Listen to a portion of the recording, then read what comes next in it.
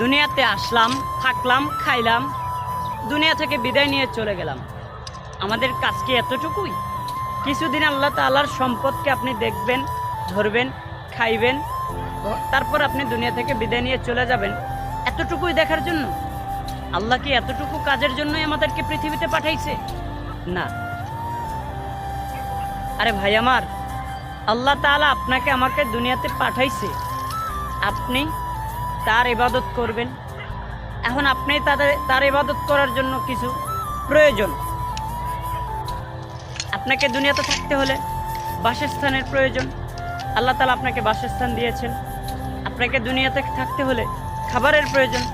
আল্লাহ তাআলা আপনাকে খাবার দিয়েছেন। এজন্য সম্পদ আপনাকে দিয়েছেন, যাতে আপনি খাবারের ব্যবস্থা করে নিজে খাইতে পারেন। আল্লাহ তাআলা আপনাকে সব কিছু দিয়েছেন কেন? শুধুমাত্র আপনি তার ইবাদত করবেন, এই উদ্দেশ্যে। মনে করেন না দুনিয়াতে আসলাম, থাকলাম, খাইলাম এবং দুনিয়া থেকে চলে গেলাম, এরপরে কিছু হবে না।